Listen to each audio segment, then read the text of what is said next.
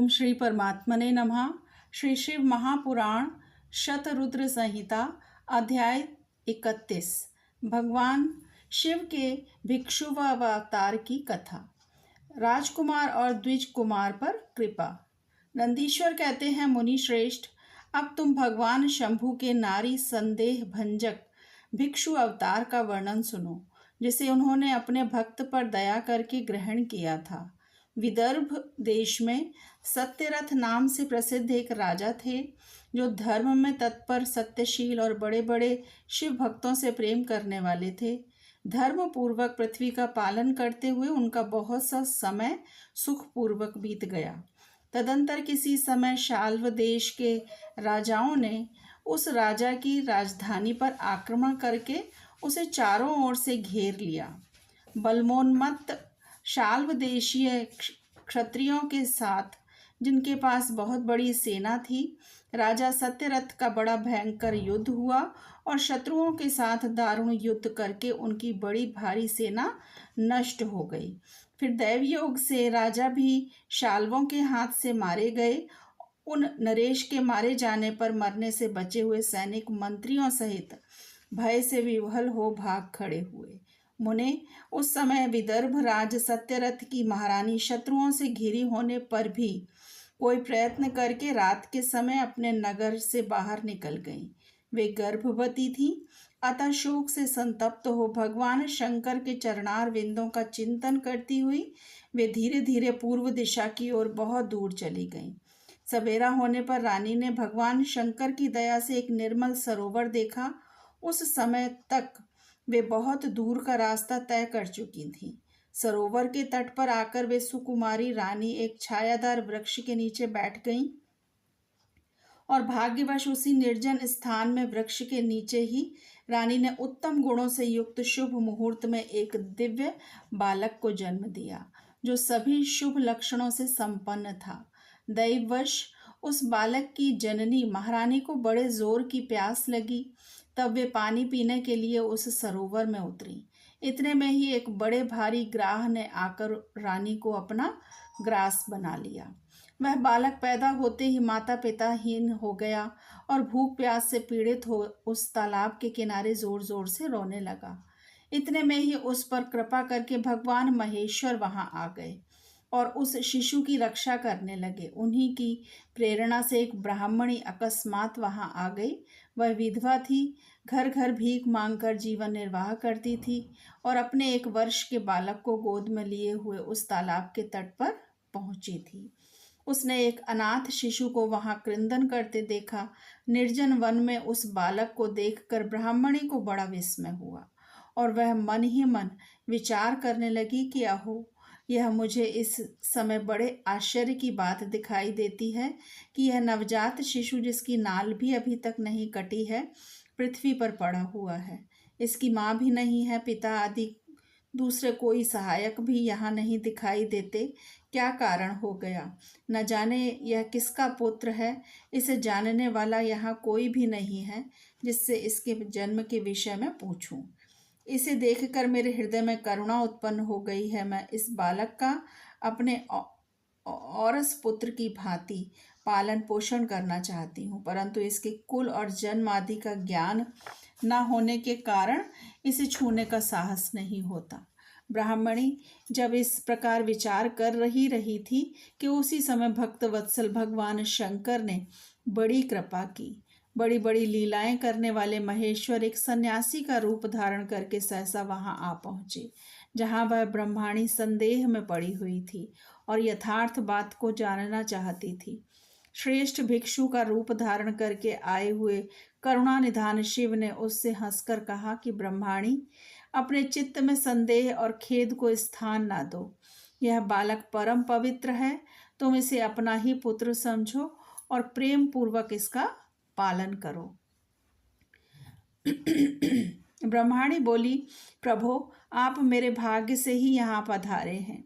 इसमें संदेह नहीं है कि मैं आपकी आज्ञा से इस बालक का अपने पुत्र की ही भांति पालन पोषण करूंगी। तथापि मैं विशेष रूप से यह जानना चाहती हूँ कि वास्तव में यह है कौन, किसका पुत्र है और आप कौन हैं जो इस समय यहाँ पधारे हैं। भिक्षुवर, मेरे मन में बार बार यह बात आती है कि आप करुणा सिंधु कहीं शिव ही तो नहीं है, और यह बालक पूर्व जन्म में आपका भक्त रहा है।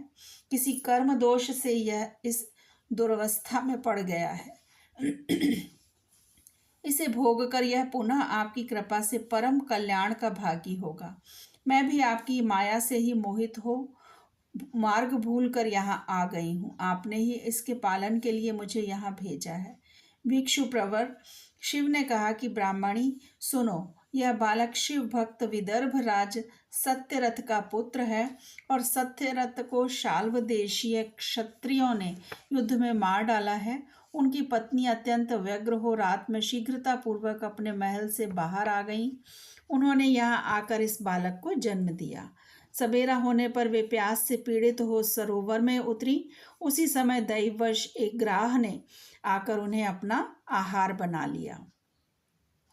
ब्राह्मणी ने पूछा कि भिक्षुदेव, क्या कारण है कि इसके पिता राजा सत्यरथ श्रेष्ठ भोगों के उपभोग के समय बीच में ही शाल्व देशीय शत्रुओं द्वारा मार डाले गए? किस कारण से इस शिशु की माता को ग्राह ने खा लिया, और यह शिशु जो जन्म से ही अनाथ और बंधुहीन हो गया, इसका क्या कारण है? मेरा अपना पुत्र भी अत्यंत दरिद्र एवं भिक्षुक क्यों हुआ, तथा मेरे इन दोनों पुत्रों को भविष्य में कैसे सुख प्राप्त होगा? तो भिक्षुवर शिव ने कहा कि इस राजकुमार के पिता विदर्भ राज पूर्व जन्म में पांड्य देश के श्रेष्ठ राजा थे। वे सब धर्मों के ज्ञाता थे और संपूर्ण पृथ्वी का धर्म पूर्वक पालन करते थे। एक दिन प्रदोष काल में राजा भगवान शंकर का पूजन कर रहे थे और बड़ी भक्ति से त्रिलोकीनाथ महादेव जी की आराधना में संलग्न थे। उसी समय नगर में सब और बड़ा भारी कोलाहल मचा। उस उत्कट शब्द को सुनकर राजा ने बीच में ही भगवान शंकर की पूजा छोड़ दी और नगर में क्षोभ फैलने की आशंका से राजभवन से बाहर निकल गए। इसी समय राजा का महाबली मंत्री शत्रु को पकड़कर उनके समीप ले आया। वह शत्रु पांड्य राज का ही सामंत था। उसे देखकर राजा ने क्रोधपूर्वक उसका मस्तक कटवा दिया और शिव पूजा छोड़कर नियम को समाप्त किए बिना ही राजा ने रात में भोजन भी कर लिया। इसी प्रकार राजकुमार भी प्रदोष काल में शिव जी की पूजा किए बिना ही भोजन करके सो गया। वही राजा दूसरे जन्म में विदर्भ राज हुआ। शिव जी की पूजा में विघ्न होने के कारण शत्रुओं ने उसको सुख भोग के बीच में ही मार डाला। पूर्व जन्म में जो उसका पुत्र था वही इस जन्म में भी हुआ। शिव जी की पूजा का उल्लंघन करने के कारण यह दरिद्रता को प्राप्त हुआ है। इसकी माता ने पूर्व जन्म में छल से अपनी सौत को मार डाला था। उस महान पाप के कारण ही वह इस जन्म के में ग्राह के द्वारा मारी गई। ब्राह्मणी, यह तुम्हारा पुत्र पूर्व जन्म में उत्तम ब्राह्मण था। इसने सारी आयु केवल दान लेने में बिताई है, यज्ञ आदि सत्कर्म नहीं किए हैं, इसलिए यह दरिद्रता को प्राप्त हुआ है। उस दोष का निवारण करने के लिए अब तुम भगवान शंकर की शरण में जाओ। ये दोनों बालक यज्ञोपवीत संस्कार के पश्चात भगवान शिव की आराधना करेंगे। भगवान शिव इनका कल्याण करेंगे। इस प्रकार ब्राह्मणी को उपदेश देकर भिक्षु का शरीर धारण करने वाले भक्तवत्सल शिव ने उसे अपने उत्तम स्वरूप का दर्शन कराया। उन्हें साक्षात शिव जानकर ब्राह्मण पत्नी ने प्रणाम किया और प्रेम से गदगद वाणी द्वारा उनकी स्तुति की। तत्पश्चात भगवान शिव वहीं अंतर ध्यान हो गए और उनके चले जाने पर ब्राह्मणी उस बालक को लेकर अपने पुत्र के साथ घर चली गई। एक चक्रा नाम के सुंदर ग्राम में उसने घर बना रखा था। वह उत्तम अन्न से पोषण करने लगी और यथा समय ब्राह्मणों ने उन दोनों का यज्ञोपवीत संस्कार करा दिया। वे दोनों शिव की पूजा में तत्पर रहते और घर पर ही बड़े हुए शांडिल्य मुनि के उपदेश से नियम परायण हो वे दोनों शुभ व्रत रखकर प्रदोष काल में शंकर जी की पूजा करते थे। एक दिन द्विज कुमार राजकुमार को साथ लिए बिना ही नदी में स्नान करने के लिए गया। वहां उसे निधि से भरा हुआ एक सुंदर कलश मिल गया।